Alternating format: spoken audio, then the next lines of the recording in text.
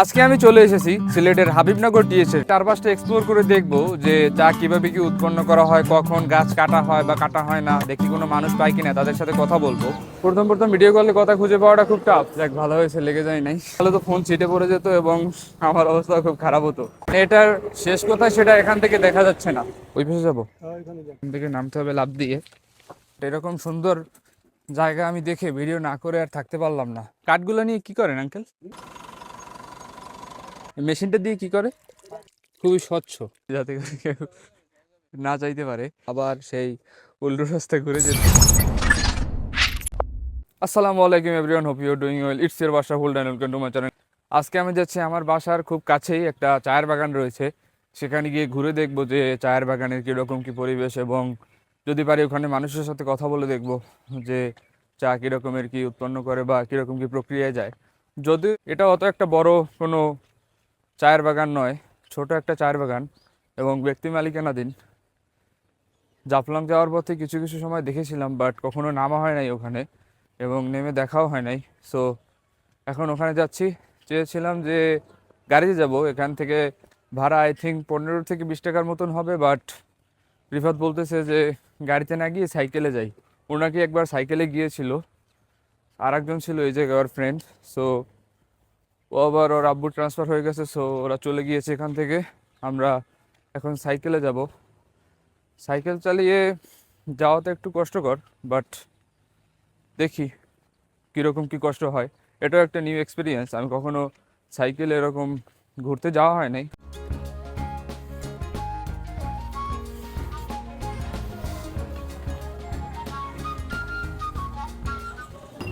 So আমাদের যাত্রা শুরু হয়ে গেছে, আমরা যাচ্ছি এখন সাইকেলে করে।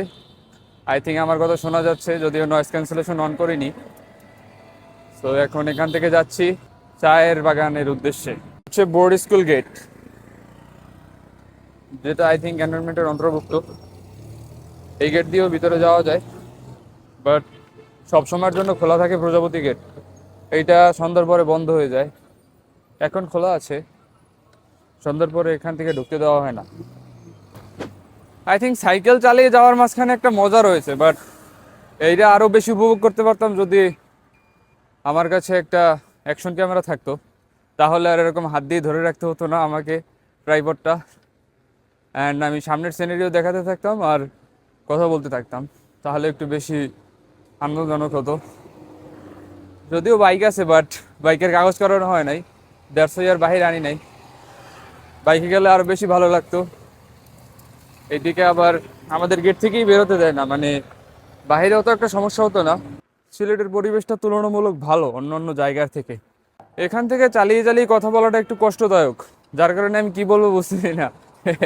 প্রথম প্রথম ভিডিও কলে কথা খুঁজে পাওয়াটা খুব টাফ, অ্যান্ড আজকে আমি কোনো কথা খুঁজে পাচ্ছি না যে কি বলবো।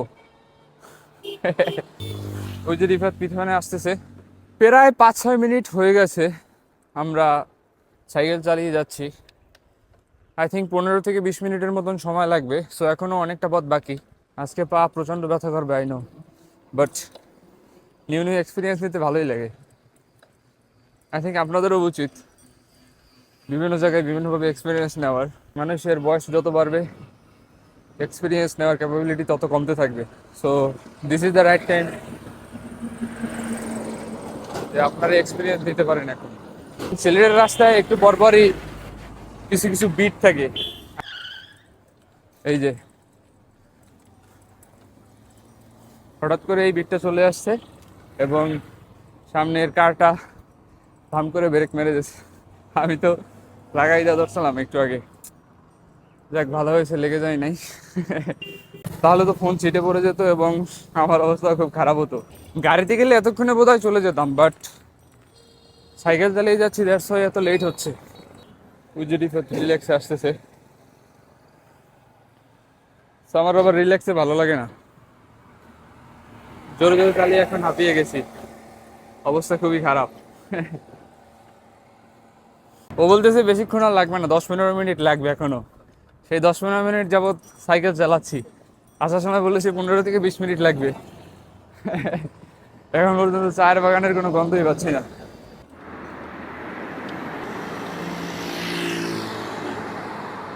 এই যে চায়ের বাগান চলে এসেছে বলতে না বলতেই। এখান থেকে বাম দিকে চলে যাই এবং সাইকেলটা ওই পাশে পার্ক করে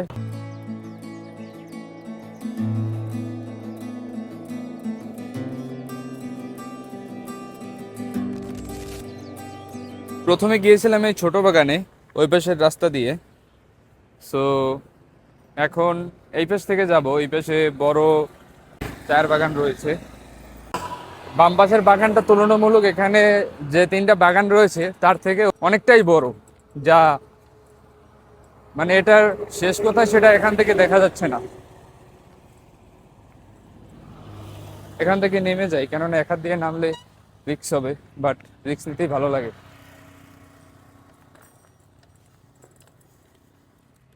হাতটা ব্যথা হয়ে গেছে। এই হচ্ছে প্রবেশ পথ, এখান থেকে ঢুকেছি। সো এখন বাগানের ভিতর ঢুকবো এবং ঢুকে দেখবো। ওখানে কিছু মানুষ দেখতে পাচ্ছি, আই থিঙ্ক তারাও ঘুরতে এসেছে। এখানে কোনো কাজ করে এমন কাউকে দেখতে পাচ্ছি না, তাহলে কথা বলতে পারতাম এবং চা গাছ সম্পর্কে অনেক কিছু জানতে পারতাম। আসসালামু আলাইকুম আঙ্কেল। কথা বলা যাবে? মানে ওই পাশে যাবো? মানে এমনিতে কথা বলতাম। জি জি, এই পাশে থাকবো না, ভিতরেও যাবো না, একটু কথা বলবো। চায়ের বাগানের সম্পর্কে জানার ছিল, মানে বছরে কয়বার চায়ের ফলন হয় বা এরকমের কিছু একটা। ভিতরে যাবো না। হুম, না ভিতরে যাবো না। এখানে যাবো। হ্যাঁ হ্যাঁ, ভিতরে যাবো না। আচ্ছা, ঠিক আছে। হ্যাঁ, এটা কি টোটালটা একজনের? এইদিকে চা লাগানি হচ্ছে আছে। একজন ব্যক্তি মালিকানাধীন, মানে হ্যাঁ। একজন মালিক? হাবিব তার নাম নাকি? হাবিব। হাবিবনগর চা বাগান। হুম। এই টোটাল ওই পাশে যা আটটা বাগান আছে তার। ওই পাশে যা দেখলাম, ওই যে ওপার, সবগুলো তারই? হ্যাঁ, সব এই চা আটটা বাগান, আটটা বাগান, আটটা বাগান? আটটা বাগান আছে। সে কি এই জায়গায় থাকে নাকি? আমি এখানে, আপনি এখানে ডিউটি। এটা তোলা হয় কখন চা? তোলা হয় কখন মানে? এটা তো তুলতে আসে, এদিকে গেছে তুলা।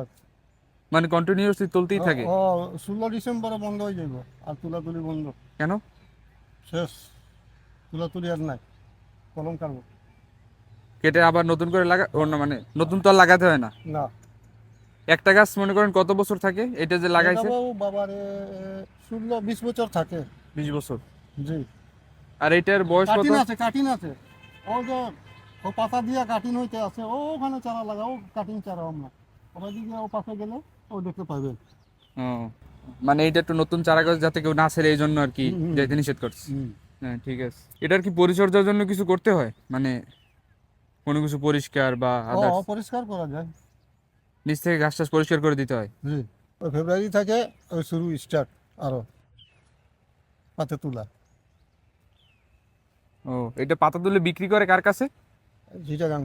চিটাগাং? ট্রাকে করে নিয়ে যায়? এটা কি হ্যাঁ, আপনারাই ট্রাকে শুকিয়ে দেন নাকি তারা নিয়ে শুকায়? না না, এখানে গাড়ি আছে, কোম্পানির গাড়ি আছে, কোম্পানির গাড়ি লিয়ে যায়। বের করে। তারা নিয়ে প্রসেস করে বিভিন্ন হ্যাঁ, নাকি? মাফিয়া দেয়, এখান থেকে মাফিয়া নেয়। হুম, আচ্ছা ঠিক আছে। আসসালামু আলাইকুম। আচ্ছা, আদাব, আদাব।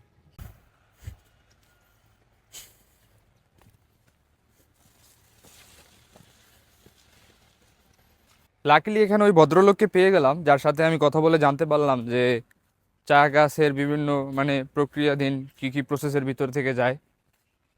আমি ভেবেছিলাম যে তেমন কাউকে পাবো না, যেরকমটা হজরত শাহপরানের মাজারে গিয়ে হয়েছিল, যে কেউ কিছু বলতে যাচ্ছিল না, তারপরে হঠাৎ করে দোকানদার উনি সব কিছু বললো। আপনারা যারা ওই ভিডিওটি দেখতে চান, আমার আই বাটনে দেওয়া হচ্ছে ওই ভিডিওটিও দেখতে পারেন।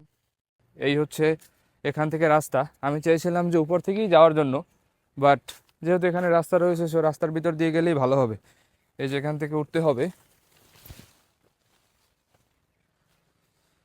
টি গার্ডেনে আসলে মোটামুটি ভালোই লাগে, এখানে এসে আপনারা টাইম স্পেন্ড করতে পারেন প্রকৃতির মাঝে, এবং জায়গাটা খুবই ভালো। আমি ভেবেছিলাম যে তেমন একটা বড় হবে না, যেরকমটা শুরুতে বলেছিলাম যে ছোট একটা জায়গা, বাট এখানে এসে দেখতেছি যে উনি একাই মানে এই সব বাগানের মালিক। হাবিব ওনার নাম, আর ওনার এটার দায়িত্বে উনি রয়েছে। এখানে বড় একটা গাছ দেখতে পাচ্ছি, অ্যান্ড এখানে একটা নালার মতনও রয়েছে। এটা প্রবাহিত হচ্ছে এখান থেকে ওই দিকে। এটা যদি একটু ভালোভাবে কেটে মানে পলিশ করা হতো, তাহলে জায়গাটা অনেক সুন্দর লাগতো দেখতে। এখন যেরকম লাগছে তার থেকেও কয়েক গুণে এটা সৌন্দর্য বৃদ্ধি পেয়ে যেত।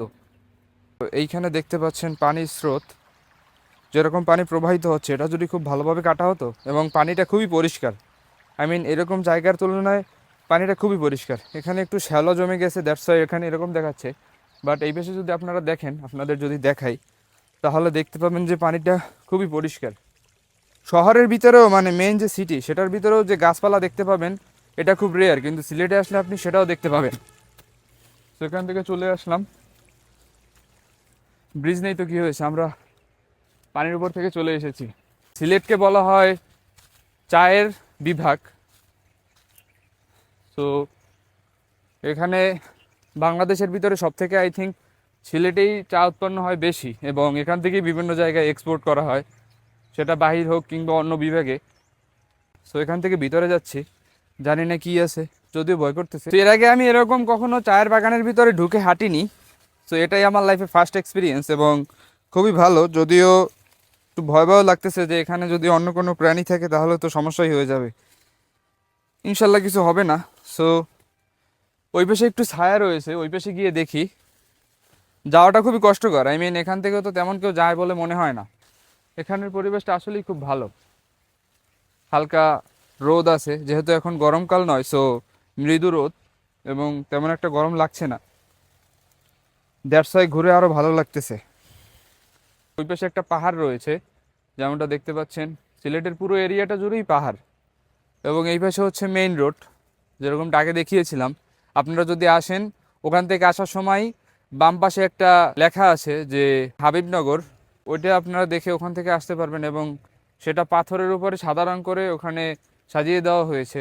অনেকেই এই জায়গায় আসেন, এবং শুধু এই জায়গাটা ঘোরার জন্য আসে না, তারা সামনে আরও অনেক জায়গায় স্পটে যায়। সর্বোচ্চ 3-4টে স্পট একসাথে ঘোরা যায়। সো তারা সিএনজি ভাড়া করে এরকমের। এখানে দেখতে পাচ্ছেন যে কিছু ট্যুরিস্ট এসেছিল, ওই তারা যাচ্ছে সিএনজির কাছে। অ্যান্ড আপনারা চাইলেও এখানে আসতে পারেন, এবং সিএনজি এখানে থামিয়ে রাখে, তারাও জানে। তাদের সাথে কথা বলার সময় ভাড়াটা ক্লিয়ার করে নেবেন, কজ এখানে ওরকম ভাড়া ফিক্স নেই। আপনার ড্রাইভারের ওরকম মানে যে আপনার কাছে যেরকম নিয়ে পারে। সো আপনার একটু ধারণা থাকতে হবে যে এখানের ভাড়া কীরকম, তারপরে আপনি তার সাথে ওরকম যোগাযোগ করবেন। এখানে ঢোকার সময় তো ঢুকেছিলাম, বাট বের হওয়ার সময় ভাবছি কীভাবে বের হবো, অত দূর না গিয়ে তাই ভাবলাম যে ডান পাশ থেকে এই খাদ বেয়ে চলে যাই, ভালো হবে। এখান থেকে নামতে হবে লাফ দিয়ে। সো এখন এই খাদ বেয়েই চলে যাই আমরা ওই পাশটায় গিয়ে দেখি। এখানে আশেপাশে কোনো চায়ের দোকান নেই, চায়ের দোকান থাকলে ভালো হতো, চা খেতে পারতাম। অ্যান্ড বিশেষ করে যদি এই চায়ের পাতার চা হতো তাহলে তো কথাই আলাদা।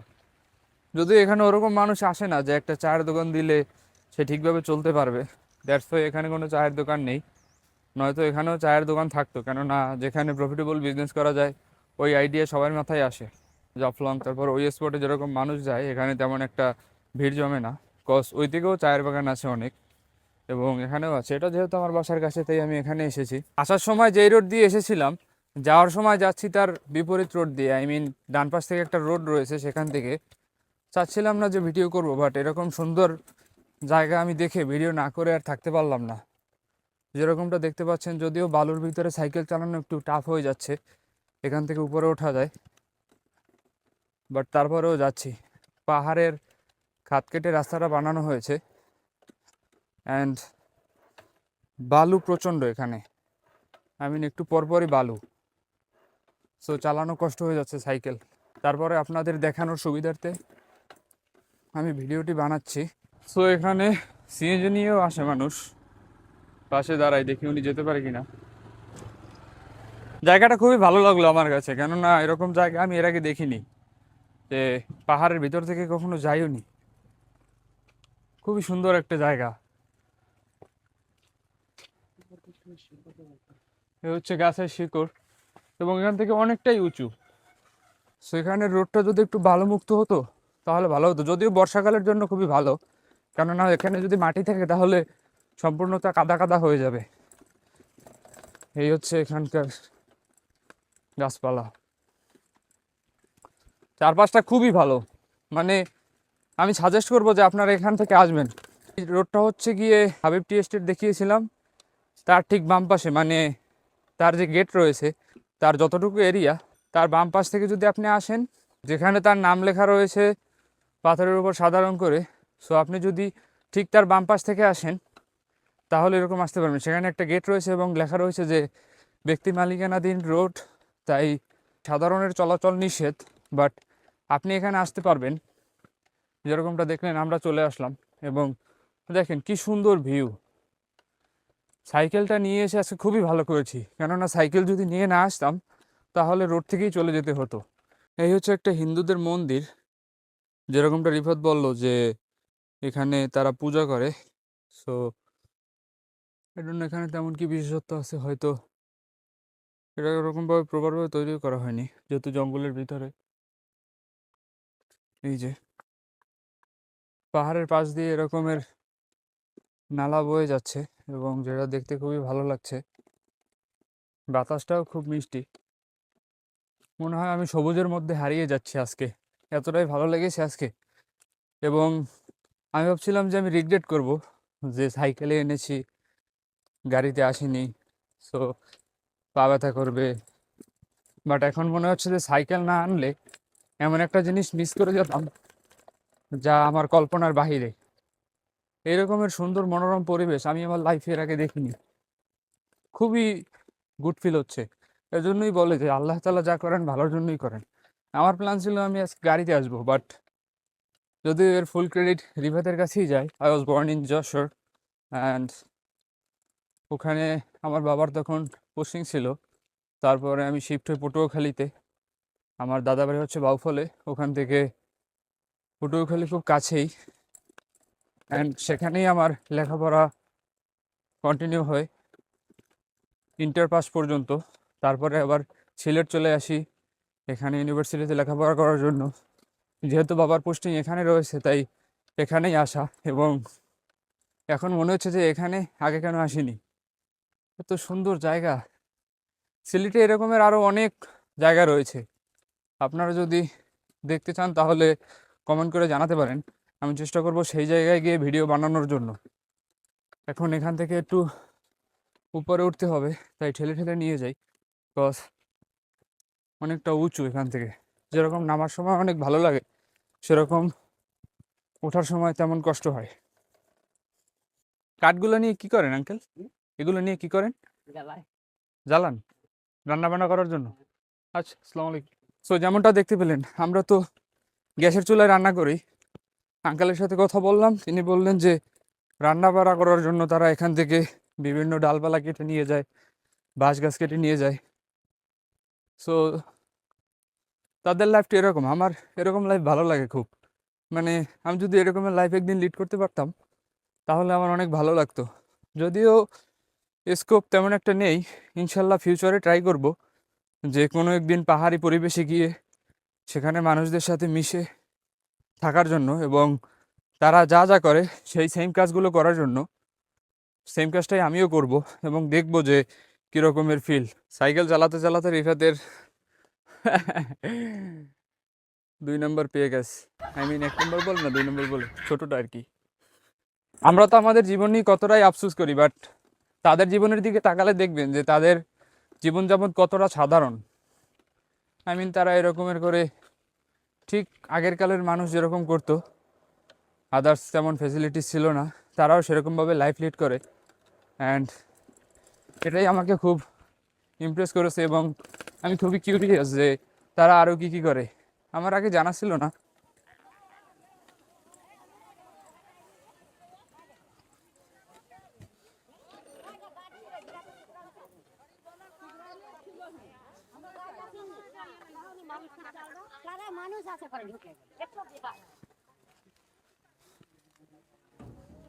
যেমনটা দেখতে পেলেন এইখানে চা পাতা তোলা হয়েছে এবং ট্রাকে করে নিয়ে যাবে এখান থেকে।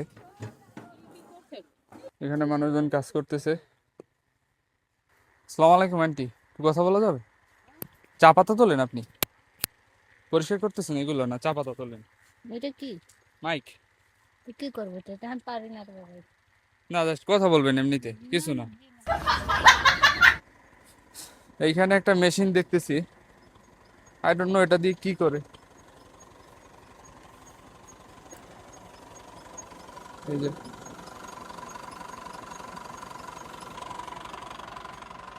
আসসালামু আলাইকুম ভাইয়া, এই মেশিনটা দিয়ে কি করে? এটা যে ওষুধ মারে, পানি মারে, মনে কর। গাছ মারার জন্য? না, তাহলে এটা এই যে এখন শুকনা সিজন না, হ্যাঁ, মাটিতে শুকাই গেছে, তো এই গাছগুলো বাঁচানোর জন্য এই পানিটা দেয়। চায়ের গাছে পানি দেয়, তাই না? হ্যাঁ। আসসালামু আলাইকুম।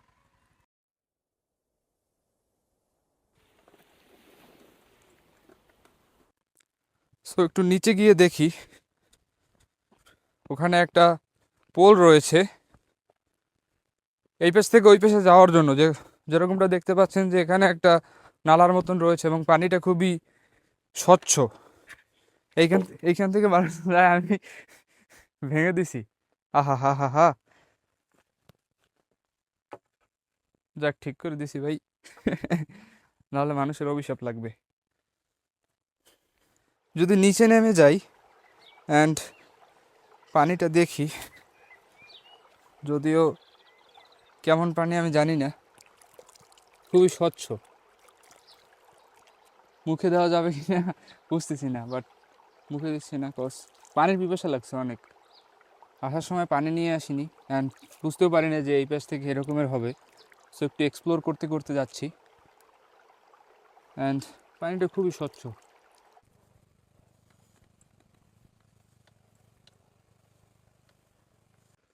সো আমরা যেহেতু এই পাশ থেকে ঘুরে এসেছিলাম, এখান থেকে দেখতে পাচ্ছি যে নতুন তার দেওয়া হয়েছে যাতে করে কেউ না যাইতে পারে। আলহামদুলিল্লাহ ওই পাশ থেকে একটা যাওয়ার রাস্তা রয়েছে, না হলে কিভাবে যেতাম, আবার সেই উল্টো রাস্তা ঘুরে যেতে হতো। যদিও ওদিক থেকে আমি ঘুরে যেতাম না, কজ আমি দরকার হয় সাইকেল এখান থেকে উঠিয়ে এরকম উপর থেকে ফেলতাম অ্যান্ড আমি সাঁতার দিয়ে ওই পাশ থেকে যেতাম, বাট কখনো অত দূর ঘুরে যেতাম না আবার, তাহলে লাইফ পুরোই হেল হয়ে যেত। আহ, এখন এখান থেকে চালিয়ে যাওয়া যাবে না, তাই এখান থেকে ঠেলে নিয়ে যেতে হবে।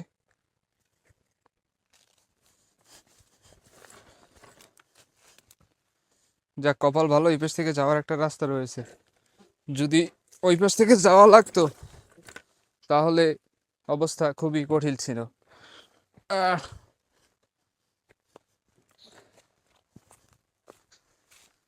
আলহামদুলিল্লাহ এই পাশ থেকে আসতে পারলাম, না হলে এখন কান্না করা লাগতো রাস্তায়। জনমের এক্সপিরিয়েন্স নেওয়া হয়ে যেত। যাক, আল্লাহ বাঁচিয়ে দিয়েছে। Thank you so much for watching this video. আপনার যদি ভিডিওটা ভালো লেগে থাকে তাহলে ভিডিওতে লাইক দিয়ে দিতে পারেন এবং চ্যানেলটা সাবস্ক্রাইব করে দিতে পারেন যদি আরও এরকম ভিডিও চান। And that's all for today, see you in the next video. Till then, keep smiling and be safe.